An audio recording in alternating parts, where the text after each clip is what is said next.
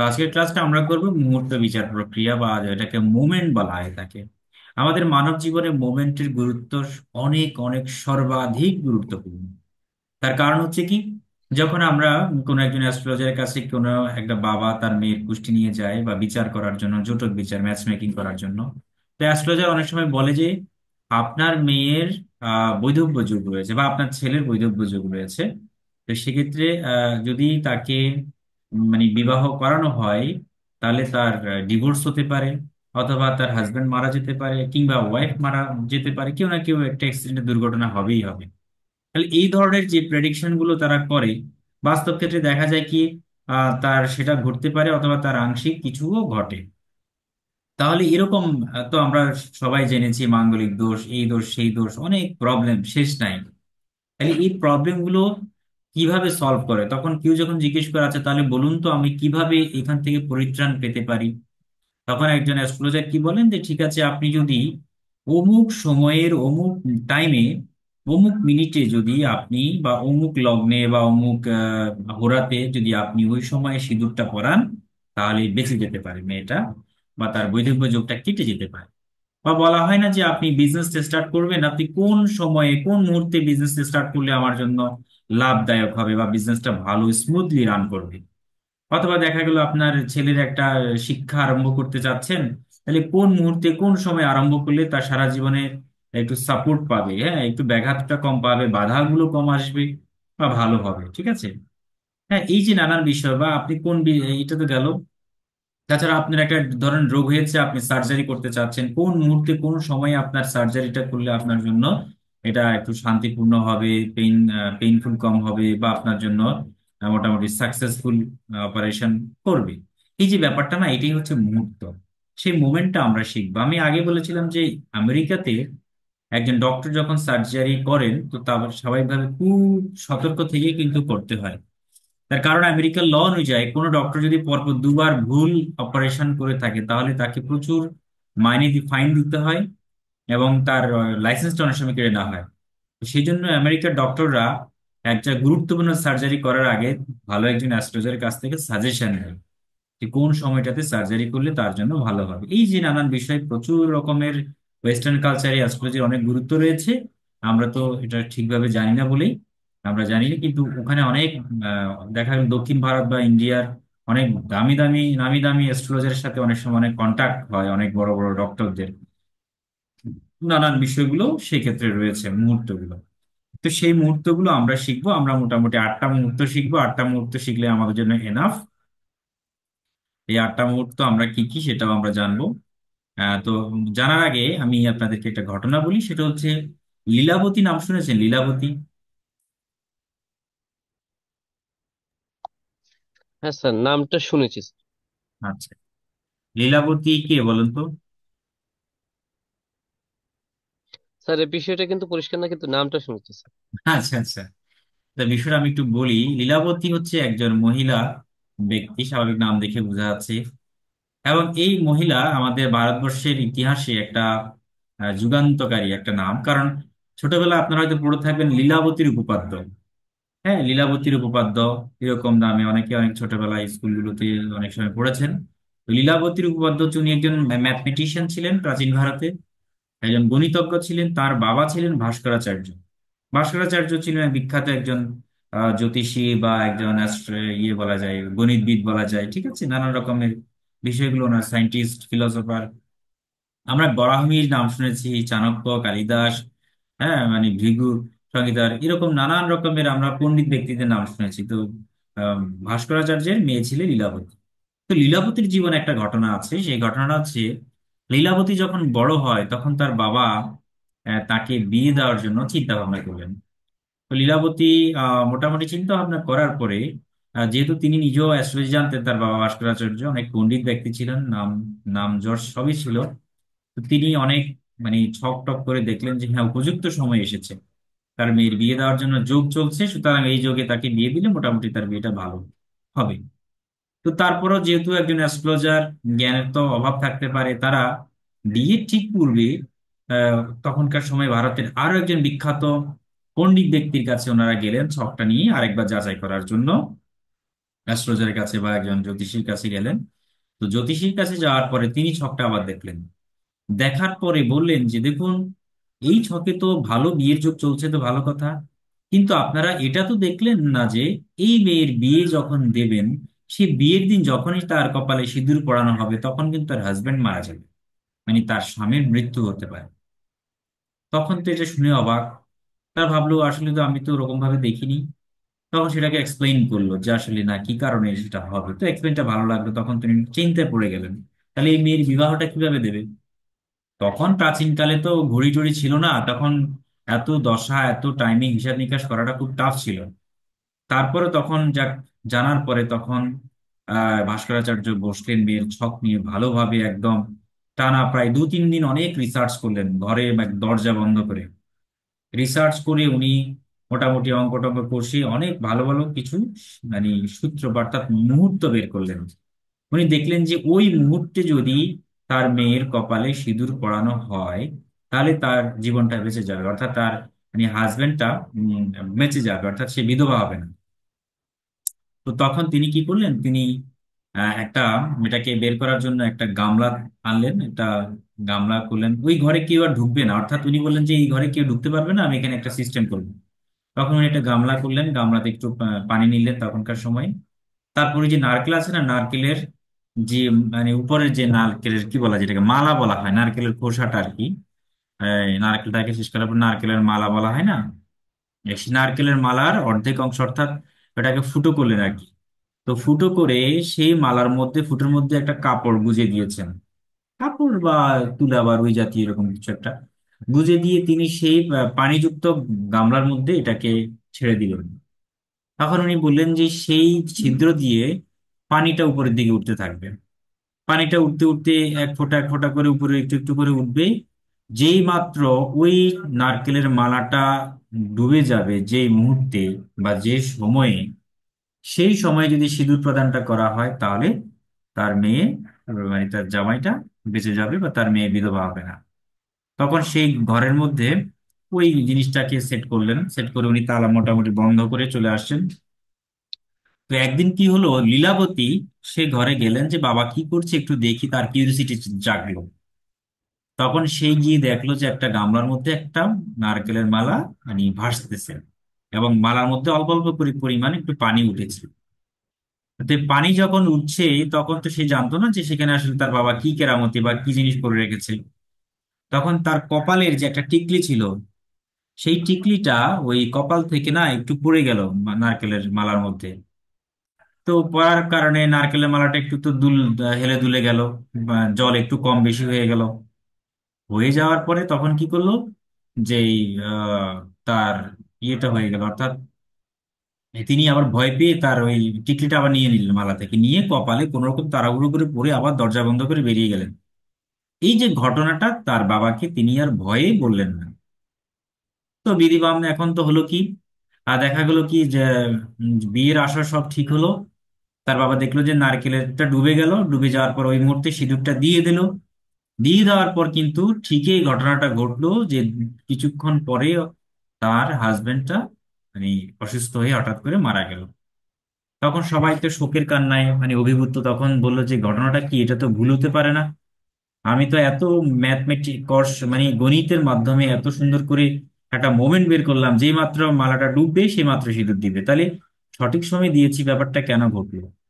তখন অনেক চিন্তা ভাবনা করার পর এইবার লীলাবতী স্বীকার করলো তার বাবাকে যে বাবা, আমি রুমে গিয়ে আসলে দেখতে চেয়েছিলাম, আমার টিকলিটা ওখানে পড়ে গেল। তখন সেটা শুনে তো তিনি অবাক, এত দুঃখ পেলেন। তখন তিনি বকাঝকা করলেন যে লীলাবতীকে, তুই আমাকে আগে বলিসনি কেন, আগে বললে তো আমি আবার ম্যাথ করে সুন্দর করে আবার সে মোমেন্টটা বের করে নিতাম। তাহলে এই হচ্ছে মুহূর্তের শক্তি, যে মুহূর্ত কত বড় শক্তিশালী, যে মুহূর্ত আমাদের জীবনে জানাটা অতীব প্রয়োজন। ব্যাপারটা ঘটনাটা বুঝতে পারলে সবাই? হ্যাঁ স্যার। অবশ্যই স্যার, ধন্যবাদ ধন্যবাদ। খুব খুব গুরুত্বপূর্ণ আমাদের স্যার আমাদের এখানে বিষয়। প্রচুর ওয়াজ হচ্ছে বাইরে, বুঝছেন, আমি মাইকের সাউন্ডে মানে কথা বলবো যে খুবই অদ্ভুত লাগছে। এত এইসব বিষয়গুলো না অনেক স্পিরিচুয়াল ব্যাপার, তো মানে এত নয়েজ সাউন্ডের মধ্যে করা যায় না। তো যাই হোক, তো এই মুহূর্ত হচ্ছে আমাদের সত্যি আমাদের জীবনে অত্যন্ত গুরুত্বপূর্ণ একটি বিষয়। সেই মুহূর্তটা আমরা এবার কিছু সূত্র আমরা দেখব। আপনারা লিখবেন পরপর, খাতা কলম যদি সাথে থাকে অবশ্যই লিখে নেবেন, লেখাটা উচিত আমি মনে করি। হ্যাঁ, ডেট টেট দিয়ে রাখবেন, আজকে ডেট দিয়ে ধরুন মোটামুটি মুহূর্তটা লিখবে। তো প্রথম যে মুহূর্তটা আমরা এখন শিখবো সেটা হচ্ছে বিদ্যারম্ভ। খাতা খাতা খুলে লিখতে পারেন বিদ্যারম্ভ, ঠিক আছে। অর্থাৎ কোন মুহূর্তে আমরা বিদ্যার জন্য ভালোভাবে আমরা আমাদের শিক্ষা দীক্ষা, বিদ্যার জন্য কোন সময়টাতে আমাদের জন্য ভালো হবে সেই বিষয়টা আমরা শিখবো, কেমন? তো সবার প্রথমে লিখুন মানে টাইমিংটা, অর্থাৎ টাইমিংটা মুভমেন্টটা আমরা শিখবো। দেখুন সূত্রটা হচ্ছে এরকম, যে জন্মছকের বুধ, কারণ আমাদের শিক্ষার কারাগ্রহ কোনটি বলুন তো? 1 নম্বর পয়েন্ট, আমরা বেশ কয়েকটা পয়েন্ট শিখবো, তার মধ্যে 1 নম্বর পয়েন্টটা হচ্ছে এটাই, যে জন্মছকের বুধকে আগে দেখতে হবে। কারণ বুধ হচ্ছে আমাদের শিক্ষার কারক গ্রহ। তাহলে বুধ থেকে যদি 1, 5, 9, 3, 7, 11, আমি এইভাবে লিখে দিচ্ছি শর্টকাটে, আপনারা খাতায় লিখে নেবেন, প্রয়োজনে অডিওটা শুনে বারবার লিখবেন। তাহলে বুধ থেকে জন্মছকের বুধ, কিন্তু এটা আবার ট্রানজিটের বুধ না, জন্মছকের ফিক্সড বুধ যেখানে বসে আছে সে বুধ থেকে 1, 5, 9, কিংবা দেখা গেল কি 3, 7, 11, অথবা 2, 2-এ যখন আপনার কি থাকবে, ট্রানজিটের বৃহস্পতি আসবে, অর্থাৎ গোচরের বৃহস্পতি আসবে। তাহলে এই জন্মছকের বুধ থেকে 1, 5, 9, 3, 7, 11 বা 2-এ যদি গোচরের বৃহস্পতি আসে, কি হবে তাহলে? সেই সময় পড়াশোনা শুরু করলে অথবা স্কুলে ভর্তি করালে শিশু কিন্তু পড়াশোনায় সাকসেস পাবে। বিষয়টা কি বোঝা গেল? 1 নম্বর সূত্র।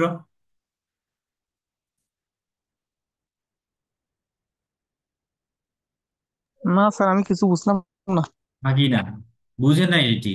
আচ্ছা আচ্ছা, আমি বলছি, আবার বলছি, জন্মছকের বুধ থেকে 1, 5, 9, 3, 7, 11, 2-এ যদি গোচরের বৃহস্পতি আসে, সেই সময় লেখাপড়া স্টার্ট করা মানে স্কুল জীবন স্টার্ট করা, বা স্কুলে ভর্তি করানো, কিংবা পড়াশোনা স্টার্ট করা, বা হাতে খড়ি দেওয়া, এই ধরনের কাজগুলো বুঝছি করলে সারা জীবন স্মুথলি চলবে। ঠিক আছে, স্বাভাবিকভাবে কোনো বুঝছি স্যার। প্রবলেম আসবে না। ব্যাপারটা বোঝা গেল? যদি না হ্যাঁ বুঝি স্যার। সমস্যা নেই, আমি তাহলে ছক করে আবার একটু দেখাই দেখাই দেখিয়ে দেবো।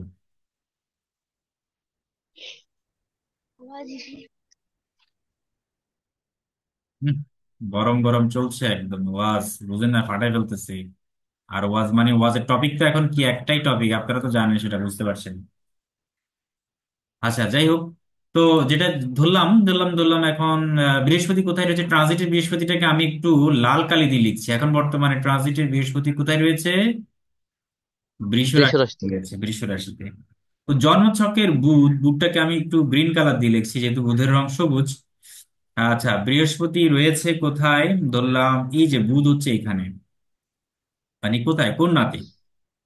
তাহলে বলুন তো, এই যে ট্রানজিটের বৃহস্পতি থেকে বুধের অবস্থান, বা বুধ থেকে বৃহস্পতি কততম অবস্থানে রয়েছে? জন্মছকের বুধ থেকে বৃহস্পতি নবম কানেকশনে রয়েছে না? তাই তো? হ্যাঁ, তাহলে এটা 9 কানেকশনে পঞ্চমী। নবমী আছে বলেই এই সময়টাতে যদি তার স্টাডিটা স্টার্ট হয়, তাকে যদি স্কুলে ভর্তি করান, তাহলে অবশ্যই তার ভালো যাবে। স্যার, সেক্ষেত্রে বুধ থেকে নবমে থাকতে হবে না? হ্যাঁ, বুধ আহ, থেকে বুধ এক থেকে পাঁচ নয় বুধ থেকে দ্বিতীয় থাকতে পারে, তারপরে বা পঞ্চমও থাকতে পারে। পঞ্চম মানে কোথায়, 1, 2, 3, 4, 5, এই যে এখানে পঞ্চম, পঞ্চমেও থাকতে পারে বৃহস্পতি। কোনটা? গোচরের বৃহস্পতি, গোচরের বৃহস্পতি এখানেও থাকতে পারে, এখানেও থাকতে পারে।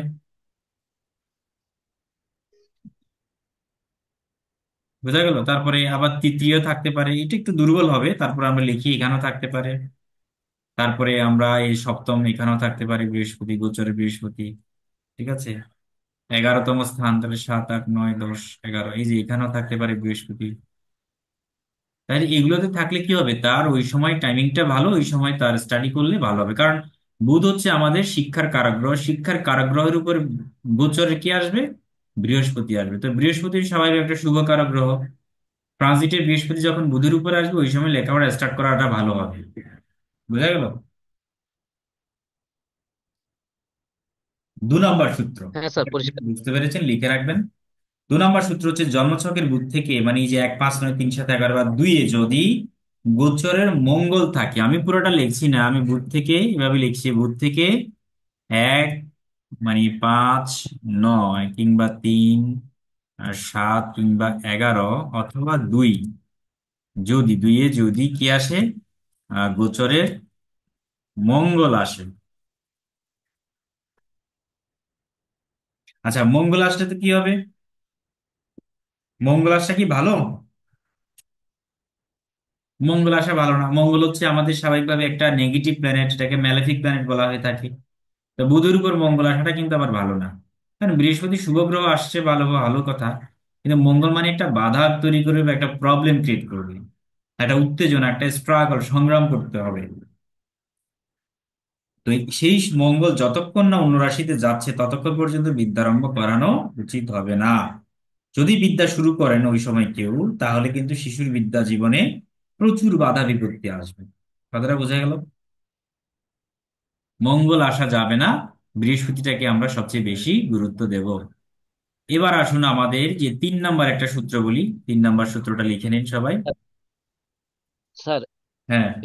জন্মকালীন বুধ যেখানে আছে সেখানে যদি ওনাকে আমি ভর্তি করাতে চাচ্ছি, ঠিক আছে, স্কুলে ভর্তি করাতে যাচ্ছি বা কোনো একটা বিদ্যা আরম্ভ করতে যাচ্ছি, সেক্ষেত্রে বুধের উপর যদি 1 5 9 3 7 11 এবং 2 12, সেক্ষেত্রে এই বিষয়গুলো যদি গোচরে বুধের উপর যদি ট্রানজিটে মঙ্গল আসে, সেক্ষেত্রে ভক্তি না, করলে যে সেই জিনিসটা ফলপ্রসূ বাধা, হবে না।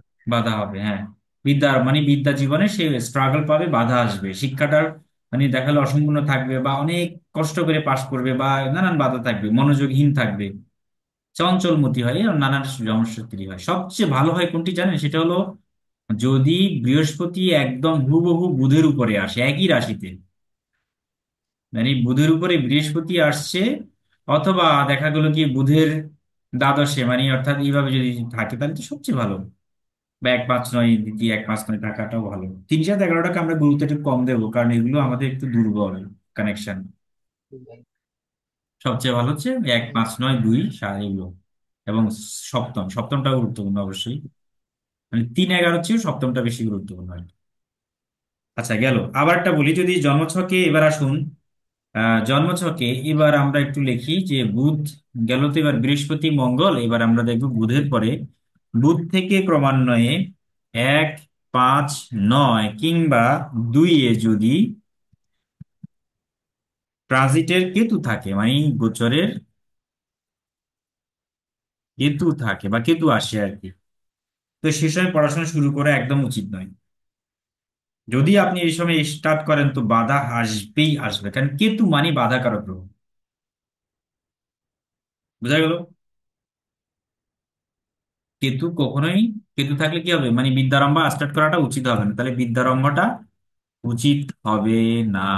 লিখে রাখুন, প্রচুর বাধা আসবে, প্রচুর বাধা স্যার, আসবে। সেক্ষেত্রে যদি কেতু ট্রানজিট হয়, সেক্ষেত্রে অবশ্যই বিদ্যা বাধার আম, একটা কাজ করবে। হ্যাঁ, বিদ্যাবাদের কাজ করবে, বিদ্যাকে বাধা দেবে, বিদ্যারম্ভতে বাধা দেবে। কেতুর কাজই হচ্ছে সবকিছুতে একটা বাধা দেওয়া, ঠিক আছে? সবকিছুতে একটু বাধা থাকবেই। তাহলে এই হচ্ছে একটা বিদ্যারম্ভের একটা মোমেন্ট। আচ্ছা, এখানে আমরা কিন্তু 3 7 11 বলিনি, কারণ কারণ হচ্ছে রাহু কেতুর একমাত্র দৃষ্টি 1 5 9, এবং দ্বিতীয় দৃষ্টিটা জোরালো। উল্টো উল্টো ভাবে, কেমন উল্টো, রাহুর দৃষ্টিতে উল্টো হয় আর কি। তো এগুলো হচ্ছে আমাদের মোটামুটি ইম্পর্টেন্ট, বোঝা গেল? সবগুলো যদি অ্যাপ্লাই করেন, তাহলে আমাদের সবগুলো কিন্তু অ্যাপ্লাই করতে হবে, এটা মনে রাখতে হবে। আমাদের মঙ্গল আসতেছে কিনা ওটাও দেখতে হবে, আবার বৃহস্পতি আছে কিনা ওটাও দেখতে হবে, কেতু আবার আসছে কিনা এটাও দেখতে হবে। ঠিক আছে? স্যার, এখানে কেতুর ক্ষেত্রে আবার 1 5 9 2 হবে, হ্যাঁ, অন্যগুলো হবে না কেন স্যার? একটু বুঝিয়ে দেন অন্যগুলো স্যার। হবে না হচ্ছে রাহু কেতু দৃষ্টি, সমসপ্তম দৃষ্টিতে নেই। রাহু কেতুর হ্যাঁ, এক কোনো পাঁচ নয় দৃষ্টি নাই। 3 7 11 দৃষ্টিটা জোরালো না, সেজন্য এটা লেখা হয়নি। শুধুমাত্র প্রথম একই স্থানে থাকা, পঞ্চমে থাকা, নবমে এবং দ্বিতীয় দৃষ্টি হচ্ছে সবচেয়ে জোরালো। এদের আসপেক্টে কিন্তু একটু মনে, একটু নোট দিয়ে লিখে রাখেন, রাহু কেতুর 3 7 11 আসপেক্ট ধরা হয় না। মানে খাতায় নোট দিয়ে লিখে রাখবেন, রাহু কেতুর 3 7 11 আসপেক্ট ধরা হয় না। ঠিক আছে, তো এটাই হচ্ছে আমাদের বিদ্যারম্ভের আমাদের মোটামুটি তিনটা সূত্র। তিনটা সূত্রকে আমরা অ্যাপ্লাই করে দেখবো কোন সময় যেটা ভালো ওই সময় কাজটা করলেই ভালো। এরপর নক্ষত্র অনেকগুলো বিষয় রয়েছে, নক্ষত্র আমরা আরো সূক্ষ্ম আরো ডিটেলস এটা আরো পরে শিখবো। ওটা আমি বলেছিলাম ওটা নক্ষত্র আলাদা পড়ছি, ওটা অনেক বিস্তৃত। আর শুধু নক্ষত্র নিয়ে কোর্স করতে গেলে তো 6 মাস লেগে যায়। আচ্ছা, তো যাই হোক আমরা তাহলে বুধ, বুধ দেখলাম, এবার গেল এটা বিদ্যারম্ভের শেষ। এবার লিখুন সার্জারি। এবার টপিক দিন, হেডিং দিন আমাদের সার্জারি কবে হলে ভালো হয়, বা যে কোনো অপারেশন এই ধরনের ক্ষেত্রে আমরা সূত্রটা লিখবো মোমেন্ট। এটা স্যার কি 1 5 9 হবে সার্জারি? সবগুলোই তো 1 5 9 দেখবে, 1 5 9 3 7 11 2 এগুলো তো আমরা সব ক্ষেত্রে দেখবো, শুধু রাহু কেতু বাদে। রাহু কেতুর ক্ষেত্রে আমরা 1 5 9 এবং দ্বিতীয় দেখবো।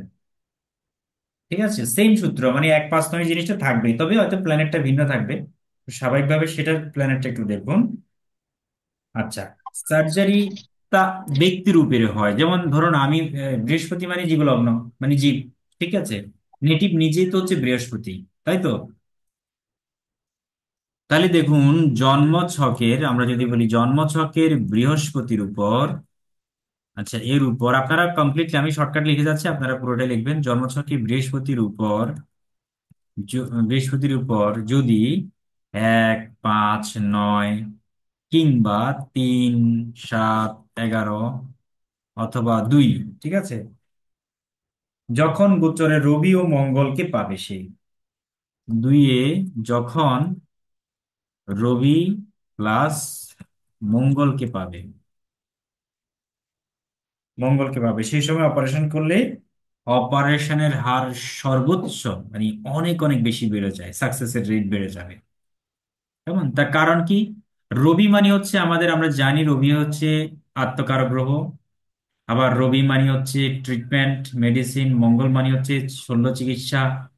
আর রবি হচ্ছে আমাদেরকে আয়ু শক্তি বাড়ায়, তাই না? রবির পুত্র হচ্ছে কারা? অশ্বিনী কুমার দা, যারা হচ্ছে রাজবৈদ্য বা চিকিৎসক, সেক্ষেত্রে আমাদের সাপোর্ট করবে। আর রবি মানে রাজা, মঙ্গল মানে হচ্ছে সেনাপতি, সেক্ষেত্রে একটা রাজ্যকে যেমন রক্ষা করে, তো আমাদের দেহ রাজ্যকেও রক্ষা করবে রবি মঙ্গল। এবং এরা পরস্পর কিন্তু মিত্র। এই জন্য জন্মছকের বৃহস্পতির উপর যদি কখনো রবি মঙ্গল আসে, আচ্ছা এই ক্ষেত্রে একটা ব্যাপার দেখতে হবে, রবিকেও যেমন থাকতে হবে 1 5 9 3 7 11 বা 2 এর মধ্যে, একইভাবে মঙ্গলকেও কিন্তু থাকতে হবে, উভয়কে থাকতে হবে, সেজন্য আমি একটা প্লাস দিয়ে রেখেছি। এবং প্রয়োজন এটাকে আমরা ব্র্যাকেটেও রাখতে পারি, রবি মঙ্গল উভয়কে থাকতে হবে কিন্তু। তাহলে সেক্ষেত্রে সফলতার হার সর্বোচ্চ সর্বোচ্চ বেড়ে যাবে। বোঝা গেল? স্যার এটা একটা ছক, ছকের উপর একটু বুঝিয়ে দিন স্যার এই জিনিসটা। আচ্ছা, স্যার আমার একটা কোয়েশ্চেন আছে। শিওর শিওর বলুন। কোয়েশ্চেনটা হচ্ছে যে স্যার আমাদের ওই বিদ্যারম্ভের ক্ষেত্রে যে মানে রবি কেতু বৃহস্পতি ধরলাম, মঙ্গল ধরলাম, ওই চন্দ্র শুক্র শনি এগুলো হবে না? ওগুলা যে যেখানে থাকুক সেগুলো আমরা ধরবো না, ঠিক আছে, আমরা একমাত্র বৃহস্পতি বুধ এগুলোকে, কেতুকে ধরবো, যেগুলো প্রবলেম ক্রিয়েটর এবং যেগুলো সবচেয়ে বেশি হেল্প করে সেটা ভালো। শুক্র থাকলে ভালো, আচ্ছা স্যার। শুক্র পজিটিভ গ্রহ থাকলে তো ভালো, নেগেটিভ গ্রহ কোনোভাবে থাকা যাবে না। আচ্ছা, সার্জারি ব্যাপারটা একটু বলি, সার্জারি ব্যাপারটা একটু খুলে বলছি, সেটা হলো বৃহস্পতির উপর ধরলাম কারো বৃহস্পতি কর্কটে রয়েছে উচ্চস্থ হয়ে, তো এই বৃহস্পতির উপর গোচরের কি এসেছে? রবি মঙ্গল ধরলাম, রবিও এখানে রয়েছে। আবার মঙ্গল খুব একটা বেশি দূরে নেই, ধরলাম মঙ্গল রয়েছে ঠিক পঞ্চমে, 2 3 4 5 এখানে মঙ্গল রয়েছে। তাহলে বৃহস্পতি, জন্মছকের বৃহস্পতির উপর গোচরে রবিও যেমন এসেছে ফার্স্ট হাউসে, আবার ফিফথ হাউসে মঙ্গলও পেয়েছে। তাহলে ওদের মধ্যে একটা কানেকশন কি হলো, তৈরি হলো। তার মানে বৃহস্পতির উপর মঙ্গলও আসছে, রবিও আসছে, ব্লেসিংটা পেয়ে গেল সেই। এই সময় যদি তার সার্জারি হয় বা কোনো অপারেশন হয়, তাহলে তার সাকসেস রেটটা বেড়ে যাবে। অথবা দেখা গেল কি মঙ্গল সমসপ্তমে দৃষ্টি দিচ্ছে এখানে মকরে থেকে, সেটাও হবে। বোঝা গেল? অথবা বৃহস্পতি দ্বিতীয় মঙ্গল আছে, সেটাও হলো।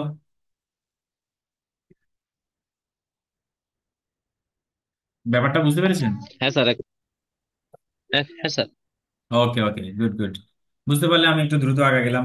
আচ্ছা, দ্বিতীয় নম্বর সূত্র লিখবেন যে জন্মছকের বৃহস্পতি যখন 1 5 9 3 7 11 2 মঙ্গলকে ও রাহুকে পাবে, ভেরি ভেরি ইম্পর্টেন্ট। 1 5 9 3 7 11 বা 2-এ যদি কি পাবে, বৃহস্পতি কাকে পেলে কি হবে, বৃহস্পতি যদি কাকে পায়, মঙ্গল প্লাস, মঙ্গল প্লাস লিখি, মঙ্গল রবি না, রবি না, রাহু কিন্তু, মঙ্গলকেও রাহুকে পায়, সেই সময় ক্রিটিক্যাল অপারেশন না করানোই মঙ্গল। কারণ মঙ্গল মানে দুর্ঘটনা, মানে একটা শল্য চিকিৎসা, রাহু মানে বিপদ। খালি যেখানে রবিকে পেলে তো ভালো, স্বাভাবিকভাবে রবি তো আর মানুষকে ব্লেসিং দেয় স্বাভাবিকভাবে, কিন্তু রাহুকে পেলে কিন্তু আবার বিপদটা বাড়িয়ে দেবে, সেক্ষেত্রে অ্যাক্সিডেন্টের ফল ঘটার সম্ভাবনা অত্যন্ত বেশি, এবং অ্যাক্সিডেন্ট দুর্ঘটনা যোগ হবে। আমরা জানি মঙ্গল রাহুর কানেকশন দুর্ঘটনা যোগ হয়, তো সেই দুর্ঘটনা থেকে অপারেশন আনসাকসেসফুল হতে পারে। যে কোনো ক্রিটিক্যাল সার্জারি না করানোই ভালো, এতে রোগী কিন্তু মৃত্যু পর্যন্ত হতে পারে। ব্যাপারটা বোঝা গেল?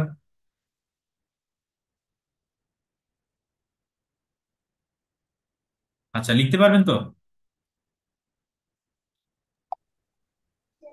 স্যার এটা একটা বুঝে গেল না স্যার, একটু একটু এই রিপিট করবেন স্যার। সিম্পল কথা, আমরা এই যে মঙ্গল আর রবিকে দেখলাম না, তো ধরলাম রবি না, এখানে আমরা রাহু ধরলাম, রাহু আছে, মানে রাহু যুক্ত আছে কেমন, রাহু হ্যাঁ বৃহস্পতি স্যার। এক স্থানে আর পঞ্চমে বা সপ্তমে বা একাধিক মঙ্গল রয়েছে, তাহলে রাহু মঙ্গল বৃহস্পতির সাথে কানেকশন হচ্ছে না, রাহু গোচর আসছে তো এটার উপরে, রাহুর গোচরের সময় ঝামেলা।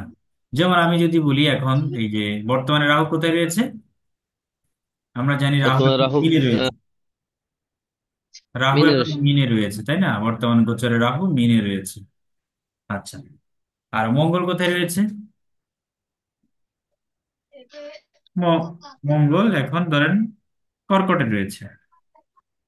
আর বৃহস্পতি হ্যাঁ স্যার। কোথায় রয়েছে, বৃহস্পতি ধরলাম কর্কটে রয়েছে, এটাকে আমি, আচ্ছা এখানে ধরলাম বৃহস্পতি এখন এখানে রয়েছে।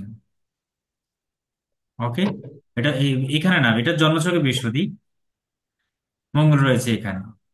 তাহলে এই দেখুন, যাদের জন্ম ধরলাম কথার কথা 87-এর দিকে যাদের জন্ম, ওদের কিন্তু বৃহস্পতি এখানে রয়েছে, বা যাদের 99-এ জন্ম তাদেরও কিন্তু বৃহস্পতি এই মীন রাশিতে রয়েছে। তাহলে এই সময়টাতে বৃহস্পতি কাকে কাকে পাচ্ছে, গোচরের সরি, গোচরের রাহু কাকে পাচ্ছে, বৃহস্পতিকে পাচ্ছে। আবার গোচরের মঙ্গলও কাকে পাচ্ছে, বৃহস্পতিকে পাচ্ছে। আহ, রাহু তো ফার্স্ট হাউসে পেয়ে গেল, আর মঙ্গল 9th হাউসে পেয়ে গেল। তাহলে কি হলো, বৃহস্পতির উপর কার প্রভাব পড়লো, মঙ্গলের প্রভাবও পড়লো, আবার রাহুর প্রভাবও পড়লো। তাহলে বলুন, মঙ্গল রাহু কি একটা ভালো গ্রহ নাকি ম্যালেফিক প্ল্যানেট? স্যার এটা তো অবশ্যই ম্যালেফিক ভালো প্ল্যানেট। বোনাস। এটা এই সময় ক্রিটিক্যাল সার্জারি না করাই ভালো, এই সময় ক্রিটিক্যাল সার্জারি করতে গেলে বিপদ হওয়ার সম্ভাবনা রয়েছে। কথাটা কি বুঝতে পারলেন? হ্যাঁ স্যার। আচ্ছা, তাহলে কোনোভাবেই আমি লিখে দিচ্ছি, কোনোভাবেই যেন কি না আসে, মঙ্গল প্লাস রাহু যেন না আসে। আচ্ছা, মানে স্যার ট্রাইনে না আসে আর কি, হ্যাঁ এক হ্যাঁ পাঁচ হ্যাঁ, নয় ট্রাইনে তিন সাত ট্রাইনে, এগারো 1 5 9 3 7 11 বা 2-এ যেন না আসে, এটা আমাদেরকে দেখতে হবে। এবার আমরা 3 নম্বর সূত্রে যাই, 3 নম্বরে আমরা দেখব, এছাড়া আরেকটা সূত্র রয়েছে যেটা পূর্ণিমা বা তেজকটাল, পূর্ণিমা, পূর্ণিমা কিংবা তেজকটাল বা অমাবস্যা যেটাকে বলে আর কি, ভরা কটাল বা মরা কটাল, এটা পড়ে নিবেন, সায়েন্সে রয়েছে মরা কটাল, বা যেটাকে আমরা তেজ কটালও বলে থাকি, কেমন, তেজ কটাল বা অমাবস্যা, ঠিক আছে,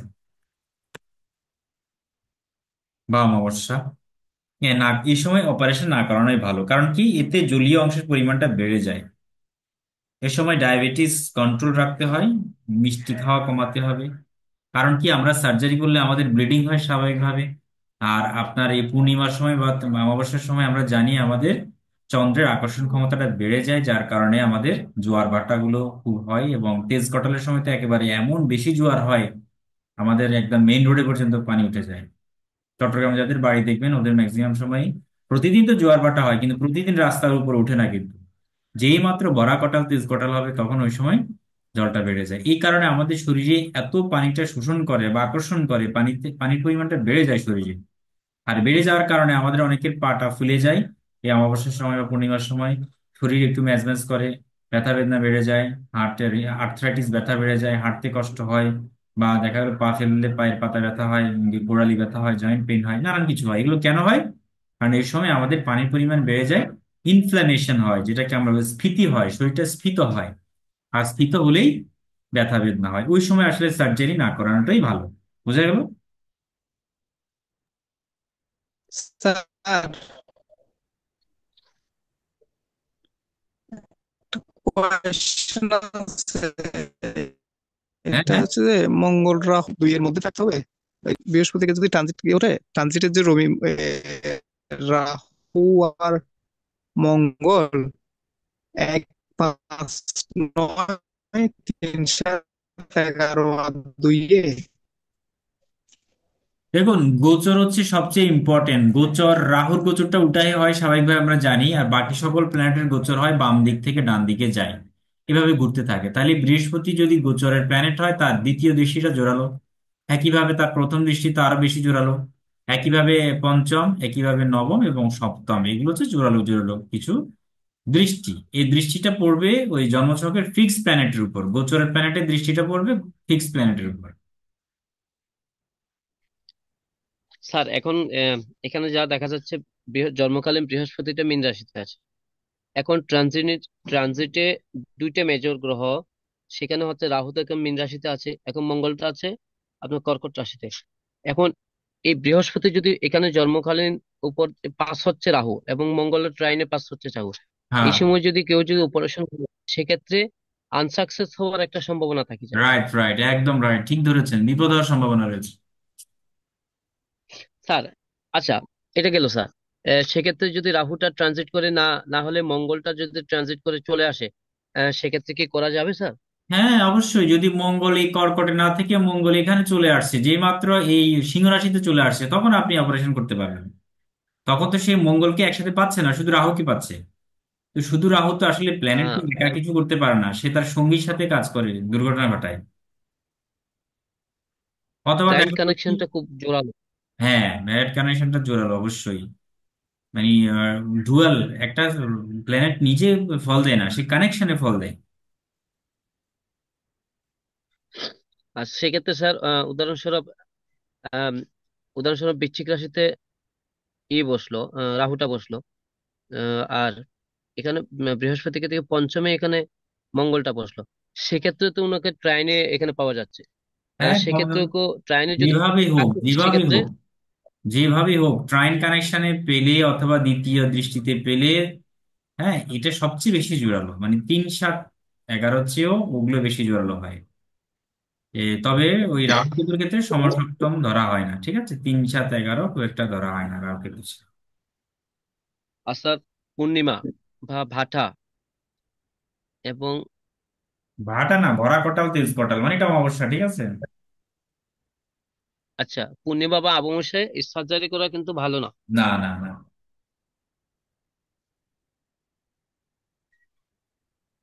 যাই হোক, এই হচ্ছে আমাদের মুহূর্ত সার্জারি। আমাদের আর 1 মিনিট সময় আছে, এরপর তো কেটে যাবে। তো আপনারা মুহূর্তটা বুঝতে পেরেছেন? দীক্ষার সময় দেখুন, দীক্ষা কবে দিবেন?